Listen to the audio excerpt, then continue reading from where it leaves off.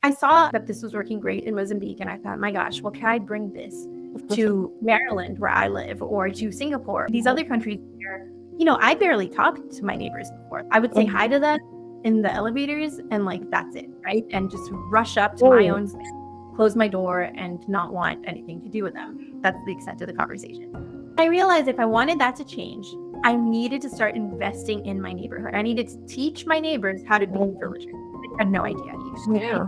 So for me, that started with providing care. So I would pay attention. And whenever I let a neighbor or a friend of my children who lived around us say, oh my gosh, I'm having such a hard week, I have a big project at work, I would send them coffee. I would just get a grab and send them food, right? I would, if they were sick, I would send them soup. I would offer to pick up their children proactively. I am sending a message of, I am here for you. If you need me, you can count on me.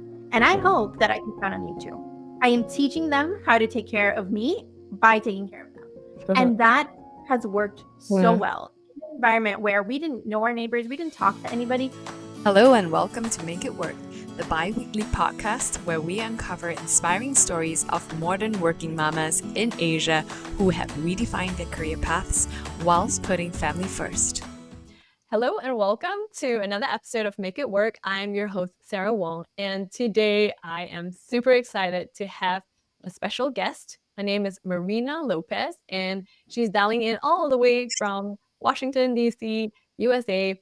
Marina is someone who I've been following for quite some time actually on social media. And if you see really closely in our screens, we have a similar book in my background and in her background. And that's because that's her book, which reads very interestingly. It says, "Please yell at my kids." So Marina is the author of this book, and it's, I think, just released this year. And she is a longtime journalist with the Washington Post, and she's lived overseas for 10 over years as a foreign correspondent, for which were in sunny Singapore. And she decided to ask parents around the world for their best parenting tips. As a mom of two young kids, she was also trying to figure out how to bring up her kids in a very multicultural environment because she is a Brazilian American married to an Asian American, so also very interesting background there. And so her story in Please Yell at My Kids goes to 10 different countries and talks to parents to find out how they really look at bringing together their village in thriving together and growing a family in this day and age. So without further ado, I am thrilled to have Marina talk about her life, her book, and what she's learned from it and share it with all of us, which I know will be super exciting. So welcome, Marina. Thank you so much for having me. This is such a pleasure.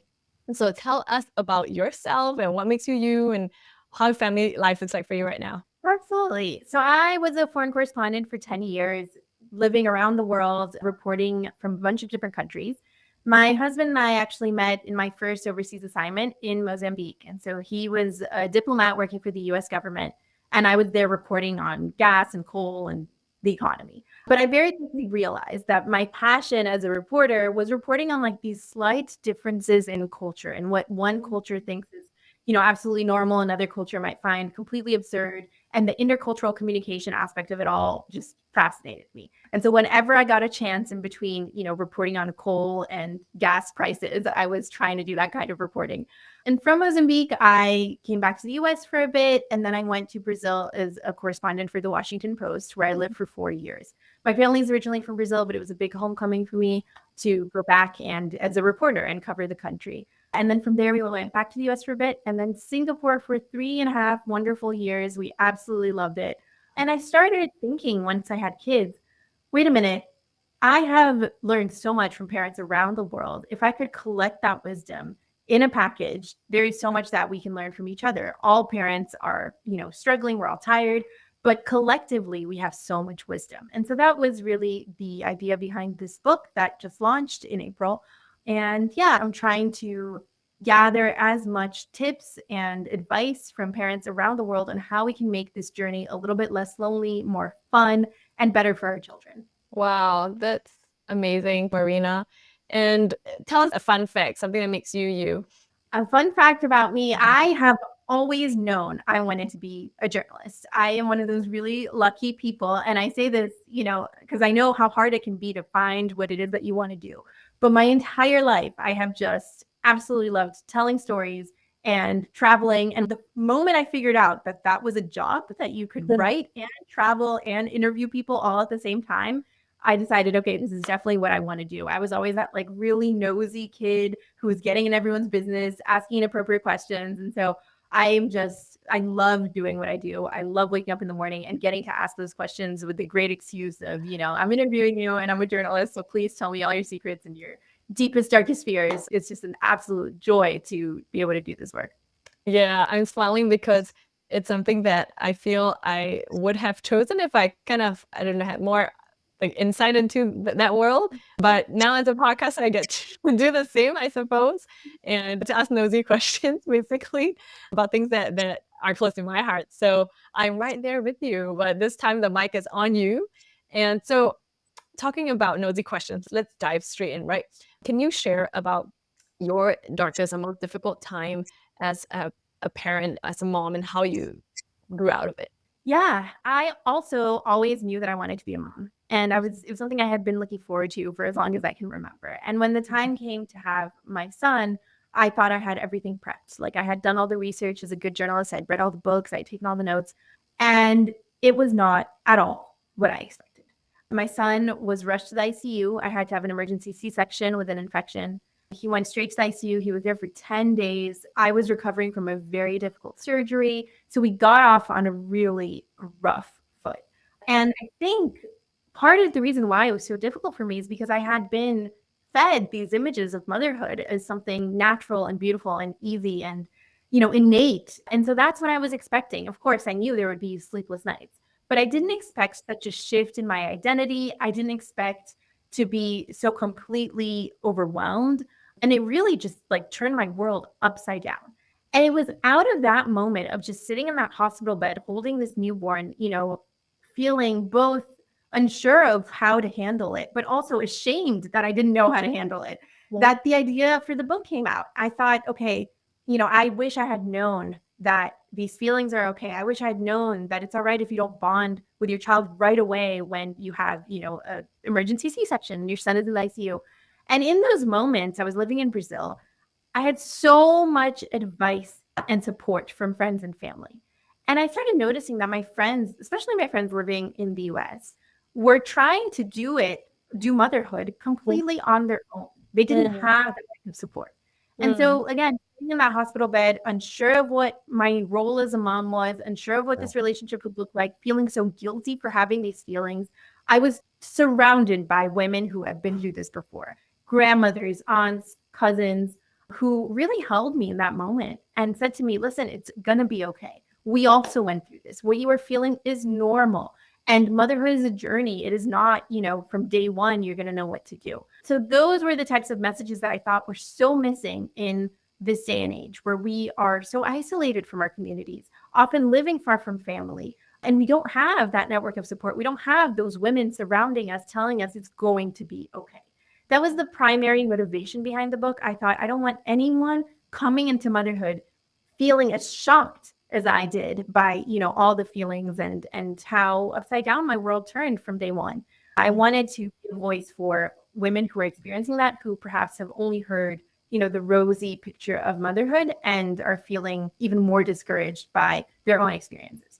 And this was, I guess, 7 years ago, right? Because your son is now 7 and your daughter's 5. Yeah, I've got a 7-year-old and a 5-year-old. Right.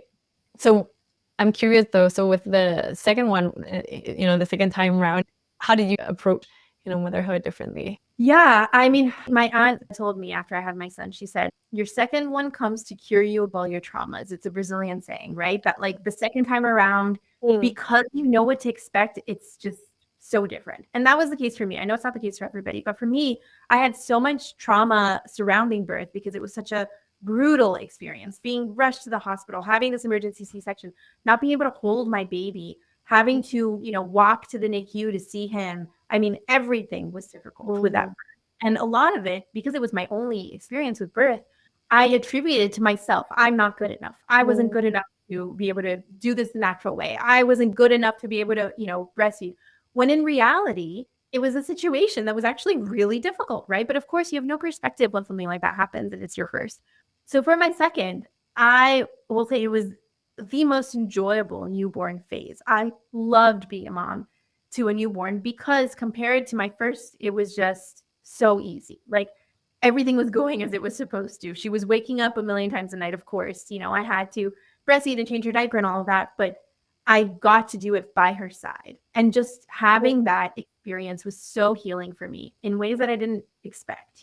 Of course, I went into it a lot more prepared. I gave myself a lot more grace. Right. I went into it also crucially knowing that this is a phase that passes so quickly. I think when you are a brand new mom, every challenge feels like it's the end of, I would take my son to the doctor like every time he sneezed, basically, because I didn't know, or every phase just felt like it was never going to pass. With my daughter, it was almost bittersweet because I knew it's going to go by in a flash. Yeah. And so when she would have problems, I had a lot more perspective. I could put that into context and understand, okay, maybe she is, cluster feeding this week, but it's only this week and this is going to pass. And there is going to be a moment where you miss breastfeeding, you miss this like closeness that you have with her. So I was a much calmer mom. I don't know if because of that or just because of her personality, she was a much calmer baby. And like we got off on such a better foot. Now I will say, me and my son are super close. And all those fears I had at the beginning of, am I going to be able to bond with this baby that is in that ICU that has been taken from me where, I don't have that skin to skin. I don't have those early days of parenthood to figure him out. Those fears were unfounded. I did bond with him. We did have that time. So any moms who have experienced that or who are experiencing that, it really is a lifelong journey becoming a mom. It's not something that happens overnight. And so, I had that experience with him as well. It was just a little bit more chaotic. I was thrown into the deep end right away. Yeah. Wow. Thank you so much for sharing that. And I think the funny thing is so many of us can relate to just the toughness of being a first-time mom or feel like you should know because there's just a lot of information right now. But I realized that it never ever goes according to what you expect it to go. And yeah, that's one of the biggest learnings that I had, which is that it may seem like a really natural process, like becoming a woman and giving birth and breastfeeding, but it is everything but. It felt like the feelings didn't come immediately for me. Breast milk didn't come immediately. It just felt so unnaturally hard, or maybe it is hard. It's just I don't know, we like forget about it, or somehow focus on the bright side. And I mean, I think for good reason too, right? So, but I like what you said about how the second one heals you. Yeah, because I did feel that way as well. Well, thankfully, I mean, I had also I think an easier baby, but maybe I was an easier mom too, right? Yeah, I do think that they pick up on that. And it's never the same. Like the challenges you face with the first are never going to be the same for the next, which is why it's like such a fun learning experience. Whatever you learn, doesn't really apply to the next phase, even with the same child. So you're constantly growing and changing. Like with my daughter, she was a much easier baby, quote unquote. And, we had that bonding experience. But then a few months after she was born, COVID happened. And so that community that was so strong with my son disappeared with my daughter overnight. And I felt that absence so strongly. And it, again, got me thinking about the role that community played and how important they were. And, how even in the midst of such a trial with my son, I was able to like pull it together and, and bond with him eventually.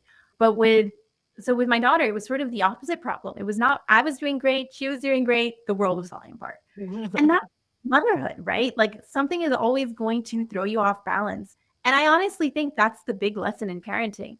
I went into parenting. I'm such a type A person. Like I had a notebook with notes. I was like, I'm going to study my way into this. And the big lesson for all of us, I think, is that we're not in control, right? You can't control what type of birth you have. You can't control what type of personality your kid has, how good they are at A, B, or C thing. You can't control how the world is doing around you, the environment around you. And so learning to juggle that is the big lesson, has been a big lesson for me. And I've always found it much easier when you have people around you. That is the message that I've heard from parents all over the world. The community makes the difference. When the going gets tough, it's the person next to you that whose shoulder you can cry on, that's going to get you through the day. Right. Yeah, that's so interesting that you experience like the two extremes, right? With that huge community, the Brazilian warmth, I suppose, of your family, extended family. Like I read that it was like a girlfriend of extended family as well, like showering love on you in the first round, and then the second round was like COVID. So yeah, how curious about that. Yeah, how did you figure that piece out for 2020? Because my child is also a COVID baby. Yeah, so to give listeners a little bit of context, in Brazil, as I was heading to the hospital for this, what ended up being a very traumatic birth, I'm packing my hospital bag and my mom said, Marina, don't forget the gift bags. And I said, Mom, what gift bags? This isn't a party. I'm going to the hospital. Like, I have onesies in there and that's it. And she said, the gift bags for your guests. And it turns out that in Brazil, when you give birth, guests come to the hospital to see the baby, but also to see you. And this was something that I knew as soon as she said it. I was like, I do not want that. I want privacy. I want to be just me and my husband alone in our cocoon with our new baby, because that was the advice I was getting from all of the baby books that I was reading, take some time for you. But that's not how it's done in Brazil. And sure enough, even though I didn't send out any invites and I didn't have any gift bags, 40 people showed up to my birth. And that was actually really a small showing. That was embarrassingly small. Normally in Brazil, you get 80 to 100 or more guests coming to the hospital to visit the mom. And so what I at first really rejected as this terrible tradition ended up saving me in the moments when I was drowning, in those early days. I had all these guests come. There was no baby for them to see, but they held me and they saw me and they helped me through that really difficult transition. They held my hand. They talked about their own traumatic births. They normalized a situation that was anything but normal for me. With my daughter, like I mentioned, COVID happened. We went to the US. I was trying to cover, Brazil from the US. So working full time and parenting a newborn during, what was supposed to be my maternity leave, but the world was on fire. And so as a journalist, you are reporting. I was living with my parents, trying to keep everybody safe away from COVID. And I'm sure you experienced this too, but it was just, the days felt so incredibly boring because it was just me and this baby locked in a house, but at the same time, so completely overwhelming. Like I had nothing left to give at the end of the day. And the stress took such a toll on me. But what I most missed was the connection with other people and other moms. Having to go through all of it alone showed me the value of that community when I had it. And yeah, it was just absolutely awful. My hair started falling out. I started feeling completely depressed. I didn't have an outlet for, anything that was happening. So I started thinking, it doesn't have to be this way. I experienced in Brazil, the worst possible birth, but the best possible community. Where else do people support families after they give birth? How else are moms supported around the world? And that got the wheels turning. And I thought, I really want to look into this. How are, both newborns, moms, but also children and adolescents raised around the world? And what can we learn from other people? I already had great lessons from Brazil. I learned fantastic lessons from Singapore, where we moved right after. And yeah, I thought there's a lot more for me to learn from other parents. And putting those lessons together in a package that's digestible for busy parents, I had been one myself, was something I had always wanted to do. I wanted a product that was, not just looking at parents around the world and going, oh, well, great. In Sweden, they have 400 days of parental leave. Good for them. It was, what can I do in my current situation, wherever I'm living, with, family nearby or no family nearby, with close friends or no close friends? How do I build this from scratch wherever I am and take some of these tips and incorporate it into my life as it is right now? Yeah. Well, let's go there. Let's talk about Please Yell at My Kids and some of the practices that you've incorporated in your own life with your kids and with your spouse since writing the book. And if I may, I'm halfway through. I've been, just really pleasantly surprised because I think some of these practices or traditions or even like policies are things that, yeah, you're right. You're like looking at it from afar and feeling like, oh, I can't really, implement that here. Like 180 days leave is unheard of. But I've been surprised at how we've tried to, at the end of each chapter, like really make it something that you can, operationalize almost like in your own family unit, your own community. So yeah, thank you for that. Yeah. Yeah, I think, that was a big priority for me. I wanted it to be something that could work for any family in any situation. And so, for example, parental leave, right? Sweden has 480 days of shared parental leave. The US, where I currently live, has none. There is no guaranteed maternity leave, right? Very few fathers take parental leave here. I know that in Singapore, the situation is a little bit different, but still, it's not 480 days of shared parental leave. And so I went to Sweden and I wanted to know, what is it that you guys learned during this period? How does this change the gender dynamics in your home beyond the 480 days? What is it about, Swedish families when their children are 12 that's different from families around the world because they had that time together? And what I found was that the most important factor was that one parent was in charge always while the other parent was away. In the US and in other countries, when there is leave, a lot of times it is shared or the mother is taking on the brunt of that responsibility. Yeah. But in Sweden, what parents tend to do is mom will be in charge for a year and then dad will be in charge for a year.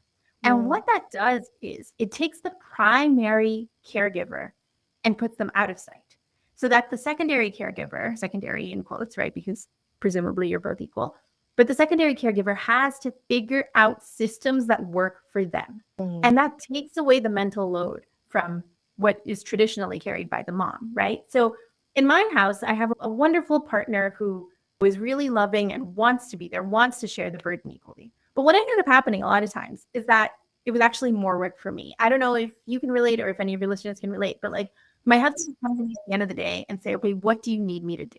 And or I would say to him, go get the kids dressed, and the kids looked a mess, or he didn't know where the clothes were. Or I would say, can you book this pediatrician appointment? He doesn't know who the pediatrician is. He doesn't know what follow-up questions to ask from the last round.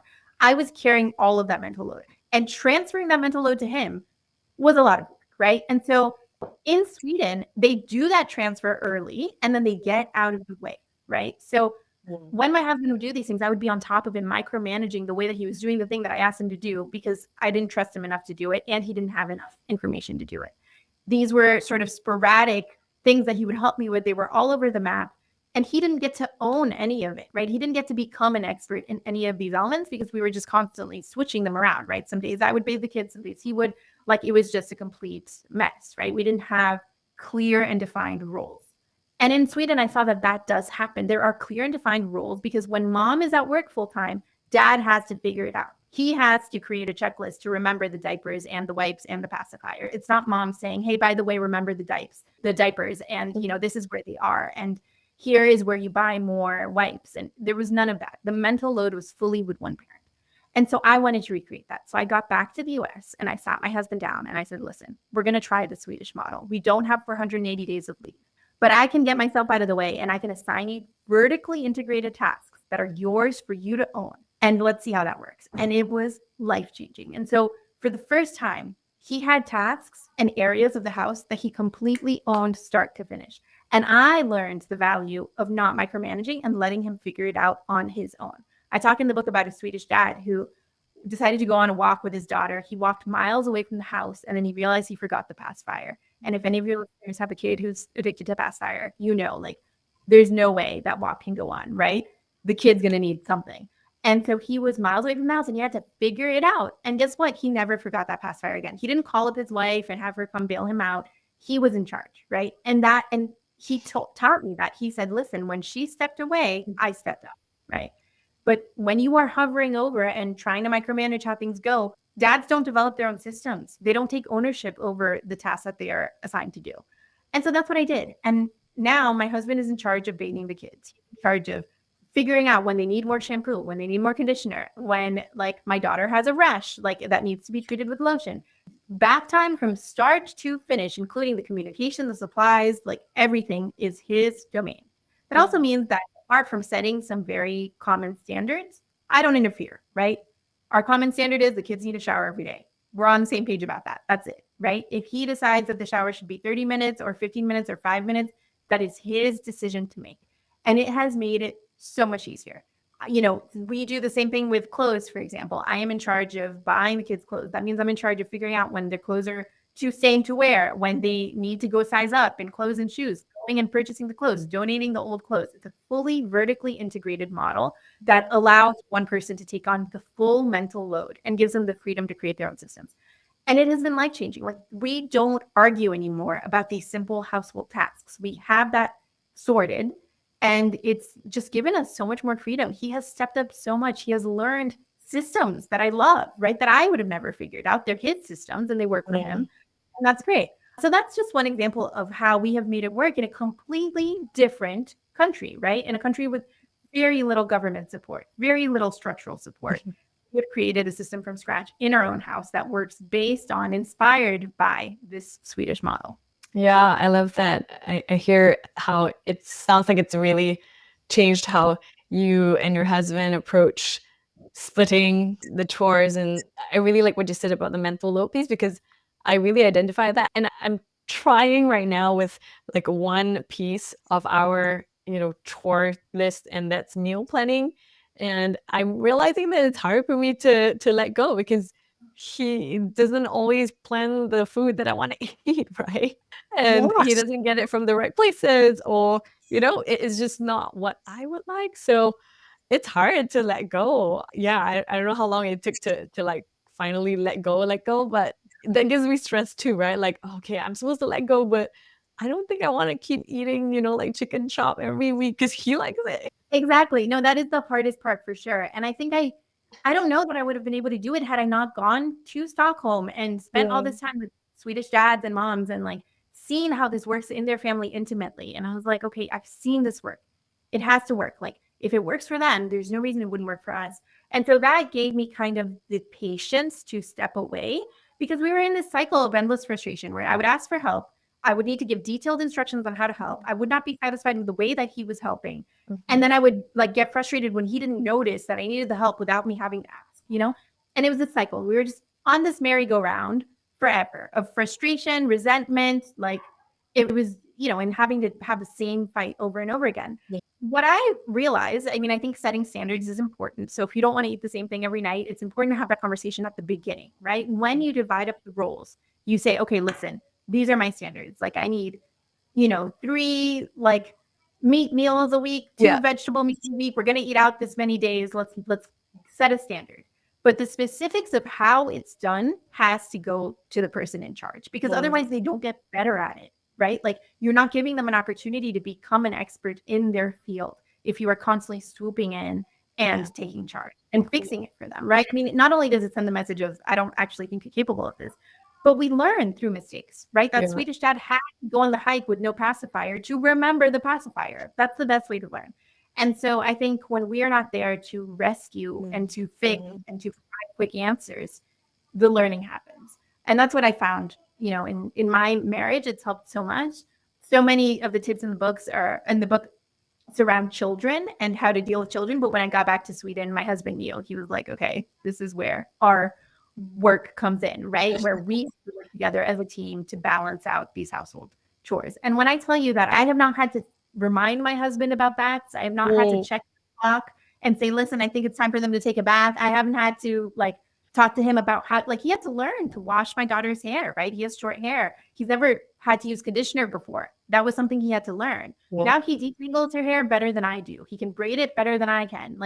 This is what I'm talking about when I say they learn, they get better, they create their own systems, and then they become masters of that vertical. And you don't have to touch it anymore. You don't have to think about it anymore. And it frees up space in your mind to think about the things that you are meant to be in charge of.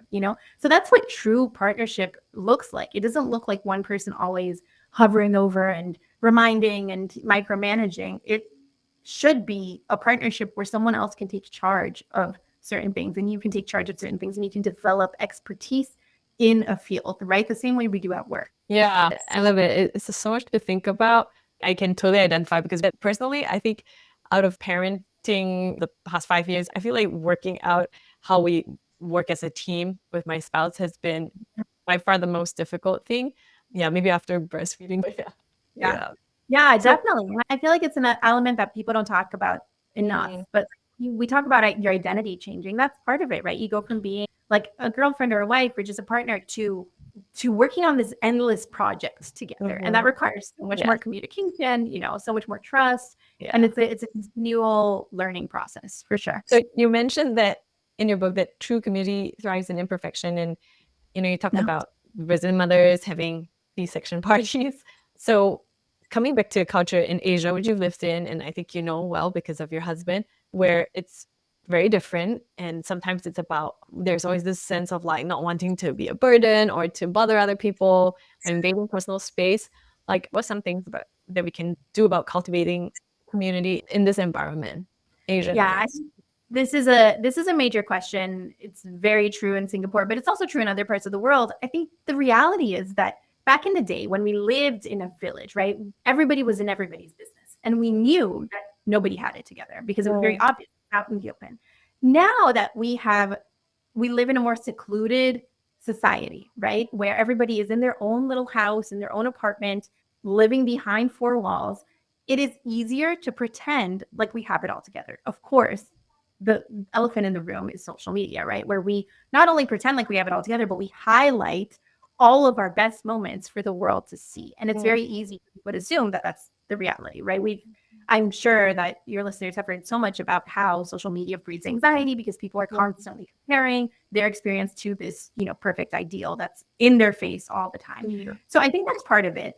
It's made it so that when you do admit to failure, and asking for help for a lot of people is the equivalent of admitting to failure, it can feel like you're the only person doing it. And that's completely not acceptable.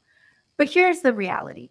Until you ask for help, until you teach other people how to be villagers, you cannot expect them to show up for you, right? What I've seen in communities that have a lot of neighborhood support is that there is always this endless cycle of reciprocal care, right? So one example I talk about in the book is in Mozambique.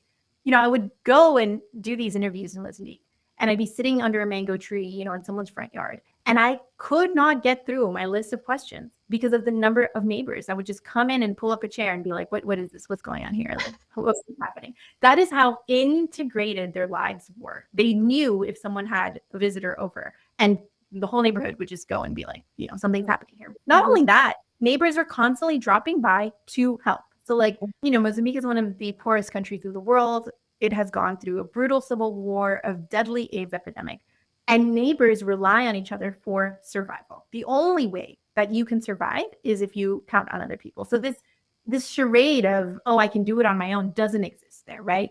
So for example, a neighbor in this one family that I was staying with, their neighbor had graduated from high school, which is a very unique thing in this part of the country. And so he offered to come and help the little kids with their math homework because the parents couldn't do it. He knew that he had those skills, and he offered it to his community proactively. Now, when that neighbor gets sick, you can bet that the neighbors around him who have been recipients of this service are going to go and, give him food and help take care of him, take him to the hospital. That's the kind of reciprocal care that exists there. People are not scared to admit that they don't have it together because nobody has it together. And so I saw, again, that this was working great in Mozambique, and I thought, my gosh, well, can I bring this to Maryland, where I live, or to Singapore, or to these other countries where, I barely talked to my neighbors before. I would say hi to them in the elevators, and like, that's it, right? And just rush up to my own space, close my door, and not want anything to do with them. Every now and then you get kind of like a nosy auntie that's asking you where you're coming and going, and that's it, right? That's the extent of the conversation. And I realized if I wanted that to change, I needed to start investing in my neighborhood. I needed to teach my neighbors how to be villagers. They had no idea. So for me, and everyone does this differently, for me, that started with providing care. So I would pay attention. And whenever like a neighbor or a friend of my children who lived around us say, oh my gosh, I'm having such a hard week, I have a big project at work, I would send them coffee. I would just get a grab and send them food, right? I would, if they were sick, I would send them soup. I would offer to pick up their children proactively. If I was taking my kids somewhere, I would always open that invitation to other parents and say, listen, I know you're having a busy week.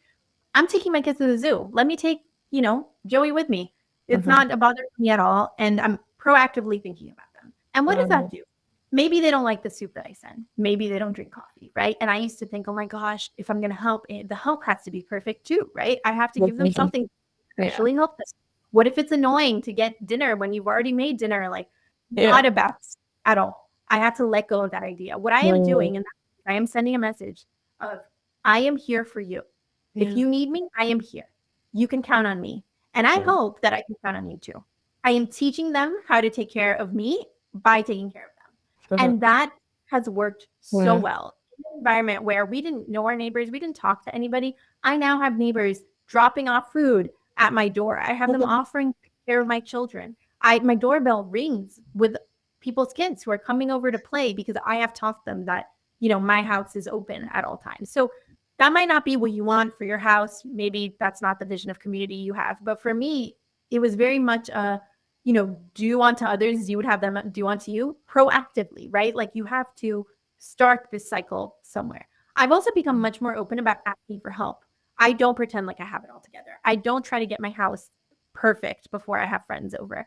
I tell my friends, like, oh my gosh, I'm really struggling in this, or like, my children are driving me up the wall with this one element, or, work is not going well and I'm really worried about this. I proactively open up to them. My big fear was always, oh my gosh, if I tell them that I'm struggling, then I'm going to be the girl who doesn't have it all together and they're going to judge me this way and that way and whatever.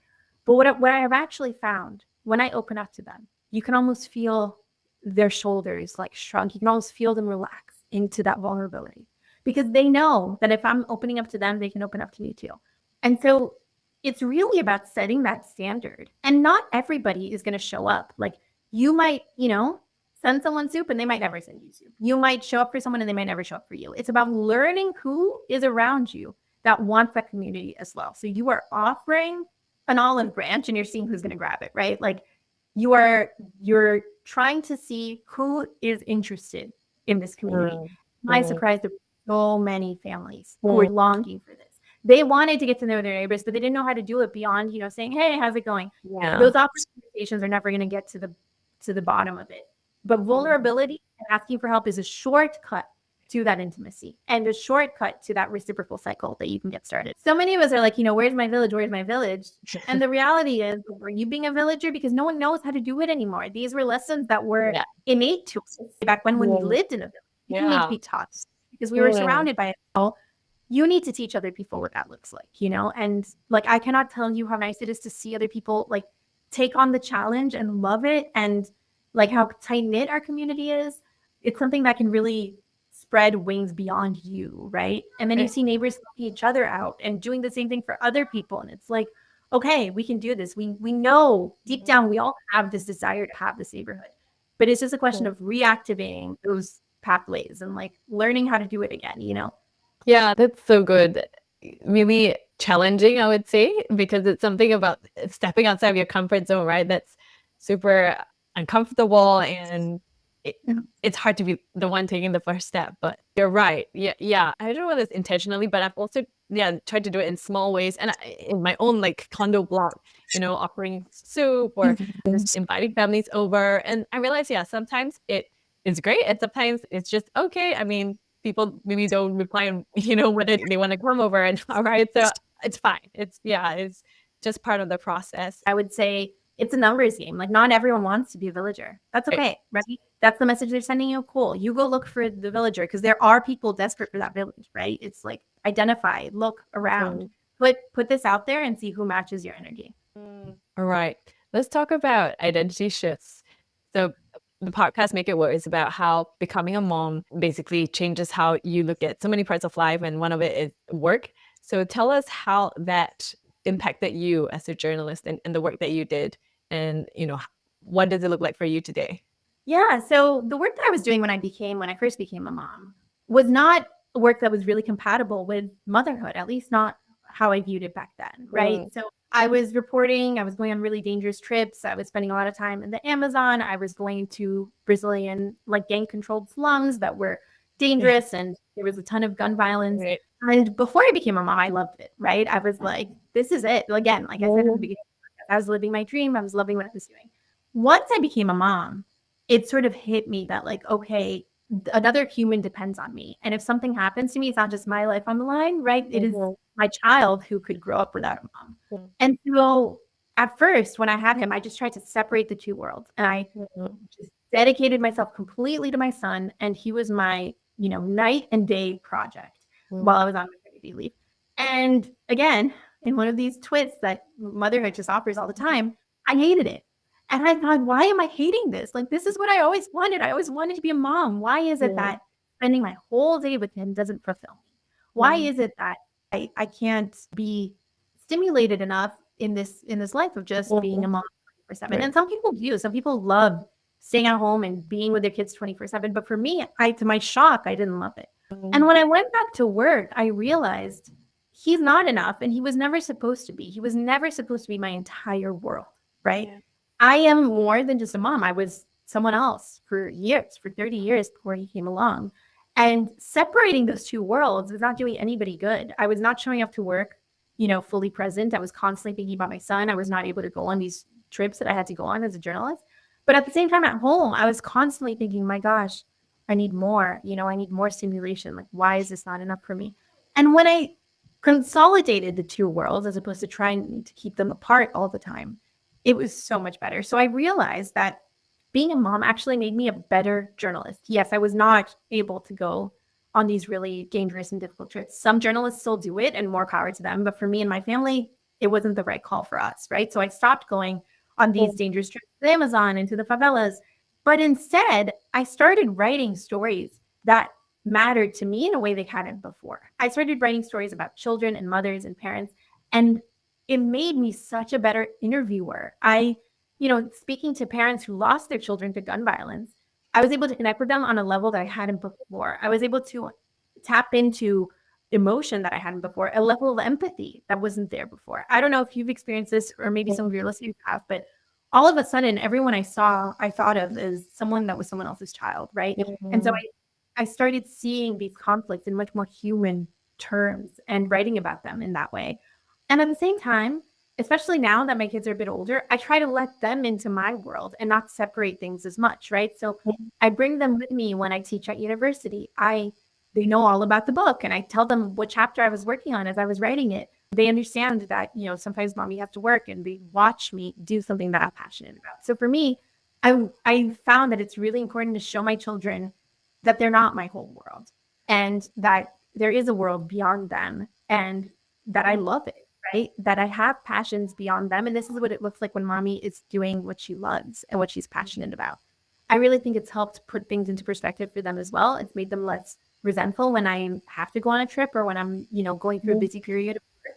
And yeah, and at the same time, it's made me a better journalist. Now, this wasn't something that came to me naturally. I have a chapter in the book about Denmark and how the Danish are especially good at understanding that moms have their own identity beyond mother. I think so often in certain cultures, we think, okay, you become a mom and that's your identity and that's it, right? And that should be enough. But in Denmark, I found that women are very comfortable both integrating children into their lives, bringing them with them when they go to coffee shops, when they go to the movies, but also retaining what they were passionate about. And it's not, again, the most natural thing for me originally was to keep it all separate and to give up all of my hobbies and my passions, and to think that any time I spent away from my child was time I was from my child. And I learned that that's not the case. I take time away from my child as an investment, and I come back fully recharged.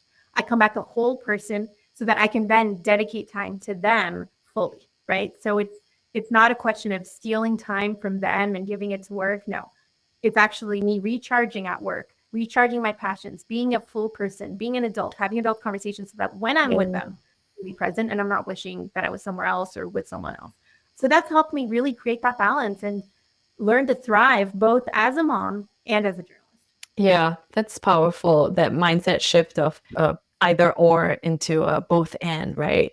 You are both, and both impact the other, and you are a better person because of the other side. And so that's been a big mindset shift for me too. So yeah, really with you in that. Oh, great.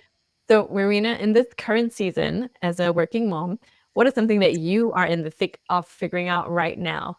Oh my gosh, at our house, we are in the thick of these massive, important, urgent questions that are coming every 2 seconds at me like rapid fire. My son, especially, who is 7, oh my gosh, I feel like it's always when I'm driving or when I'm like in the middle of an email or something, he will come running up to me and ask me about these deep questions about religion and death and life, and he needs an answer now. And so I don't know if you've gone through this or if any of your listeners have, but I feel like I'm having to figure out a lot about, like, what do we believe, and what lessons do I want to teach him, and what virtues do I want him to stay with? And it has to happen so quickly. Like, at this age, they need answers so fast. And so it's been a lot of that, like learning how to be patient and at the same time give meaningful answers, and like give my attention to him when he's asking these really deep questions, and give myself grace when, I mean, we're getting to the point where a lot of my answers are, I don't know. We don't know. Humans don't know this yet. And like, what do you think? And so that's, on the one hand, it's challenging because it's like a lot and it's happening all at once. But on the other hand, it's really fun to get to this level of parenting where you get to have more conversations with your kid as opposed to speaking at them. Like there's more of a back and forth. Their mind is developing. They are seeing themselves as like a human in the world versus just, their tiny myopic view of life. So that's been really fun to watch, but also a definite challenge. Yeah, I love it. Yeah, and my kid, he's 5, so he's very precocious. So he's also starting to ask about, yeah, like the state of the world, like wars, and like, is there any war happening now? Like, why are there wars? And so it's a wonderful opportunity, right, to think about what you believe, because you need to be able to answer to a 5-year-old in this way. A 5-year-old answers. Yeah, exactly. And like the state of the world today, leaves us no shortage of examples and things to think about and all of that. So it's always a balance. Like how much do I want you to know at 5 or 7 and how much do you need to know? And Tough. It's tricky. Yeah. I'm curious, are there any resources that you would recommend or that you go to, that you'd like to share with some of us? Yeah, one thing that I learned, especially from moms in Scandinavia. So in Denmark, they have nurses that come to your house after you give birth. And the nurses tell the moms, turn off your phone for 6 months. Like turn off social media, turn off Google, rely on real life people. And so I have been trying to do that more, as opposed to, nowadays everyone is an expert on social media. And some people really are experts in their field. And that's, but I have tried to value the advice of people who know me and know my children. And let me tell you, like 9 times out of 10, their advice works better for my kids than something I found real online.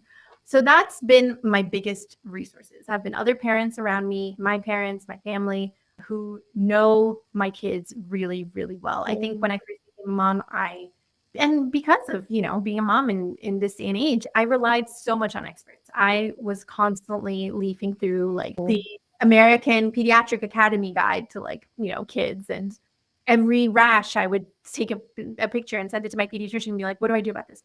And what I learned from moms in Denmark, especially, is to take a breath, look inside, ask yourself what you think. And if you still don't know, ask people who know you and who know your kids.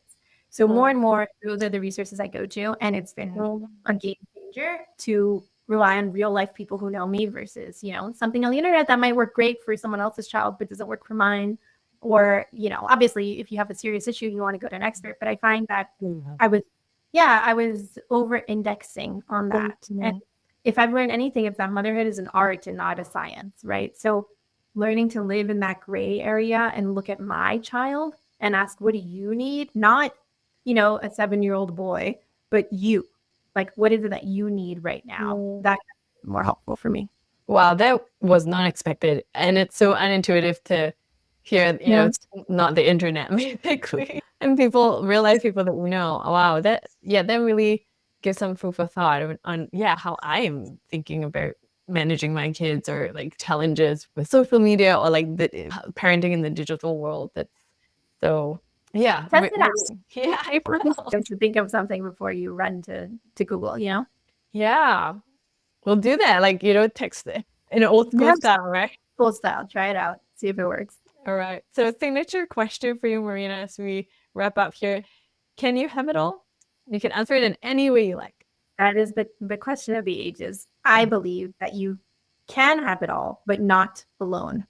You cannot have it all alone. If you are trying to do it all by yourself, it's not good for you. It's not good for your children. Even if you are juggling all of those balls by yourself, what are your children learning, right? They're learning that you have to do it by yourself, right? That you don't lean on anyone. Part of what I want my kids to learn is how to live in community and how to ask for help, and all these skills that I'm struggling to learn as an adult, that like my neighbors are struggling to learn. I want them to know how to do it. And part of the way that they learn is by watching me do it, watching me ask for help, watching me fail and get back up, right? So what that looks like for me is surrounding myself with other people. And in all of the countries that I visited, from Mozambique to Denmark to China to Malaysia to Singapore and, Brazil, I saw that the parents who were thriving were not doing it alone. They had a system of support. So find your system of support, and then you can figure out how to do all the things that you want to do. And of course, it might not happen all at the same time. Careers are long, life is long, right? But I found that when I try to do it by myself, I can do so much less. Right? My scope is this big, right? Whereas when I bring other people in, I can do so much more. So that's my advice for people. That's the advice I heard from parents around the world. Don't do it alone. Don't feel like you have to. Bring in other people to the fold of parenting, and you'll be better for it, and so will your children. Amazing. In this day and age, I think that's a message that we need to definitely hear more of. So thank you so much, Marina. Thank you for sharing all your learnings from your travels and all these countries, talking to parents to get their best tips and sharing it with us today. Thank you for sharing your own slice of your experience. Thank you for getting on the Make It Work podcast. This has been lovely. Thank you so much. Thank you for listening to Make It Work, where we uncover inspiring stories of modern working mamas in Asia who have redefined their careers whilst putting family first. Please help others discover the show by leaving a review and rating on wherever you get your podcasts. Don't forget to follow us on Instagram, LinkedIn, YouTube, and TikTok. Meanwhile, here's to you, making it work.